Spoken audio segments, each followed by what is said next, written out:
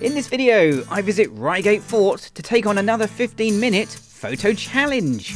Adorama TV presents Take and Make Great Photography with Gavin, where you'll learn how to take stunning photos and then polish them in post-production.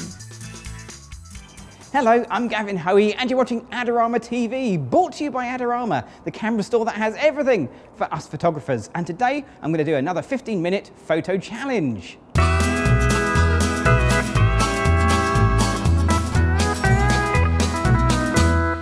Now I've come to Reigate Fort, which sounds really good, except it's actually buried below the ground. So there's not much to photograph above the ground, but we're going to find some good shots. 15 minutes isn't long, and we should find some great pictures. And I'm going to start here. We've got some beautiful ironwork that's all cobwebby and looking a little bit old, just my sort of thing.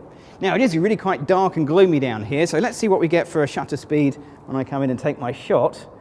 Yeah, okay, I'm getting a 30th of a second, and that's not so good when I'm really zoomed in. I'm using my 24 to 105 lens, and I'm on ISO 800. Now that's quite high, but this is a 5D Mark II full frame camera, and if you've got to shoot in low lighting, high ISO, it's a good tool for the job.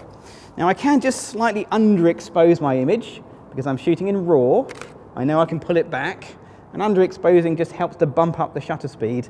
So if I underexpose by a stop, that doubles my shutter speed, and that looks pretty good.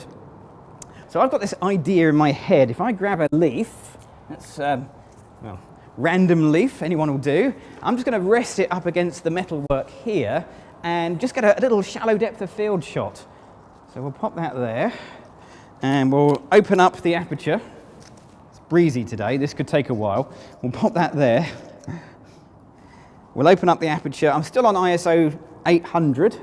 In the background of my shot, there's a bit of white wall, and that's really distracting. You've got to watch out for highlights like that. So I'm going to move my leaf. I'm going to move it one bar along, and I'm going to take the same shot, but this time I'm going to try and make sure I avoid getting that white background in the scene. Okay, so what else can we photograph?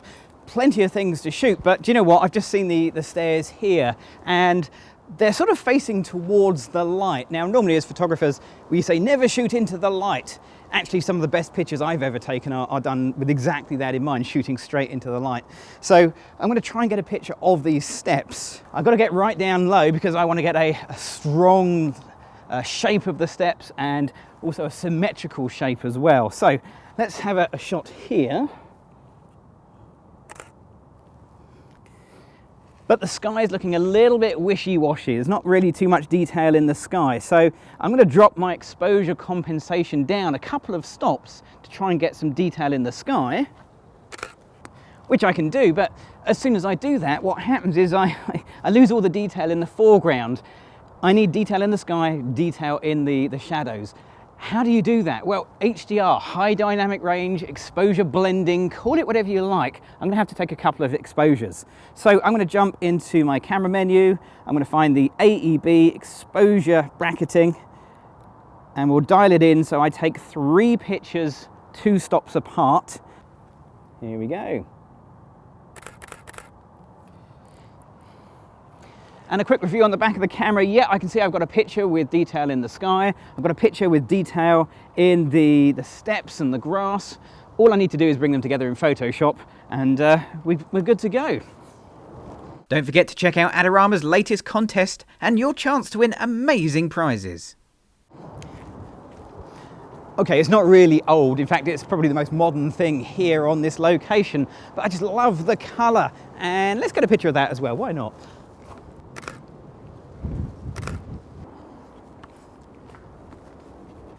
So we've got the gates to the fort, and these are probably the best bit, I think, for me, because they've got lots of texture and interest and a bit of writing on there, so that all looks good.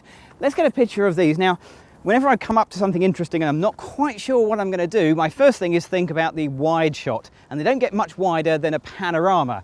Now, on the 15-minute photo challenge, I only allow myself to use one lens, the 24 to 105, but I can take a really wide shot by overlapping pictures to make a multi-image panorama. So all I need to do is put my camera in aperture priority mode, choose my aperture, f8, and take a meter reading. and my camera is telling me a shutter speed of 400th of a second. So let's go to manual, dial in 400th of a second, f8, ISO 400, and we'll take a series of overlapping shots. Now they all need to be taken in upright portrait format. That's really important. Okay, around we go. So we'll start here, and all I'm doing is I'm looking at the left side of my viewfinder, and whatever appears in the left side of my viewfinder on one shot will appear on the right hand side of my viewfinder on the next shot. Okay, I've got another idea for a wide shot as well, so I'll switch back to aperture priority mode, and we'll just come down here because I just want to get this sweep in. Now again, I need to get a nice low viewpoint, I think, for this. Thinking about foreground interest in my scene.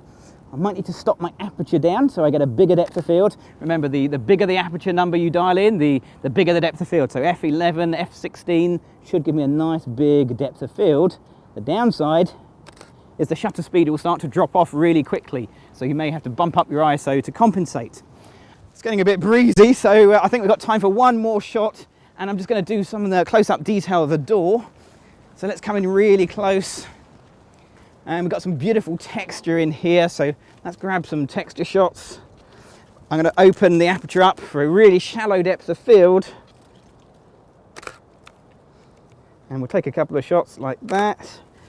Looks really good. And I think just for a record shot, I'm just going to take the back of the door with the writing on as well. So let's do that.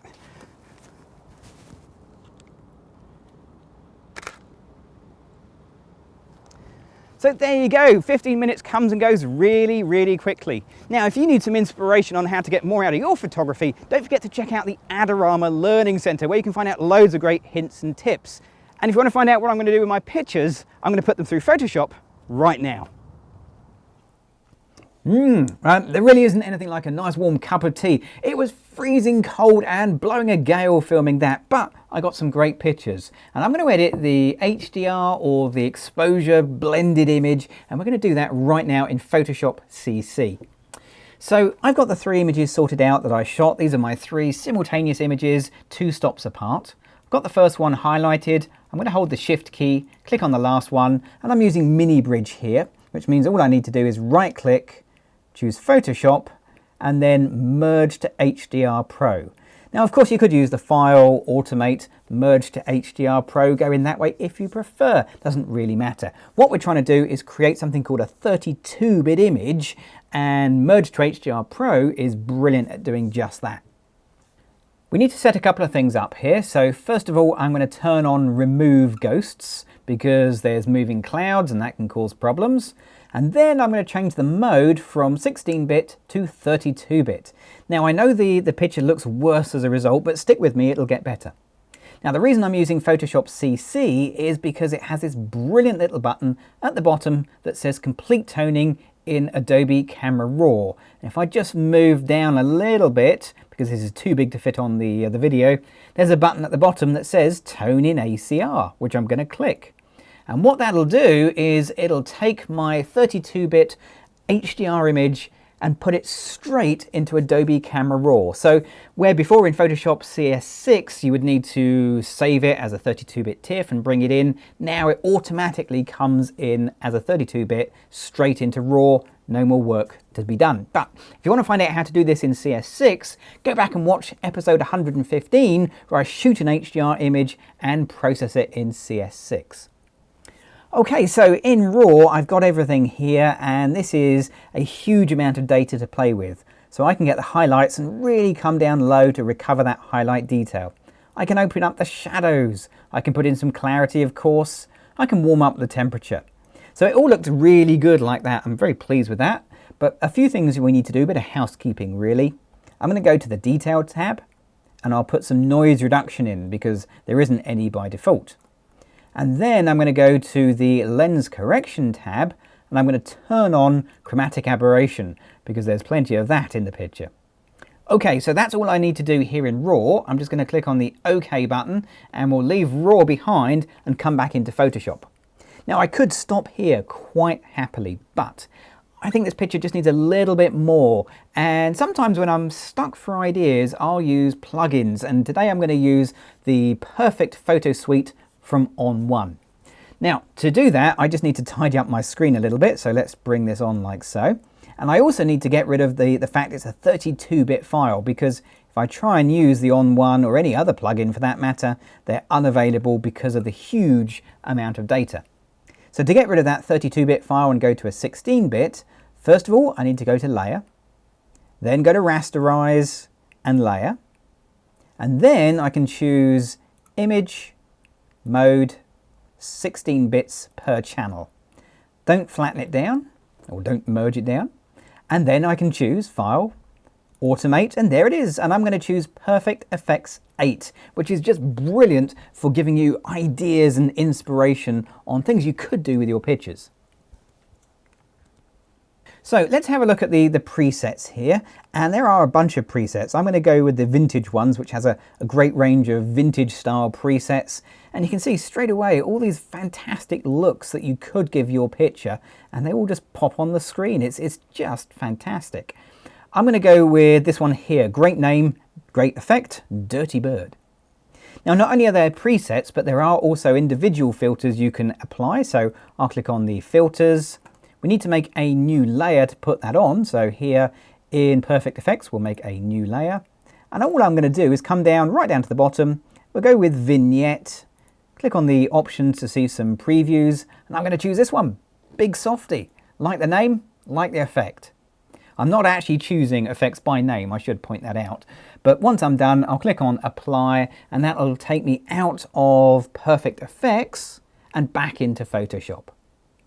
And there you go. There is my image complete. Now, if you want to see more videos from me and the other great presenters here on Adorama TV, you know what you've got to do.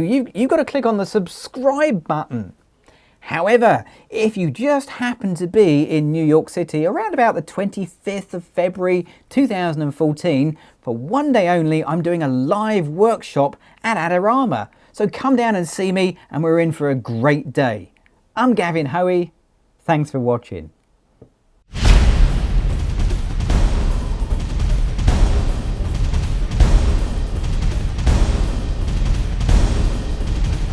Great looking prints at low cost? Be sure to visit our easy to use online printing service. Adorama Pix has professionals who treat your images with the utmost care that you can count on. For a quick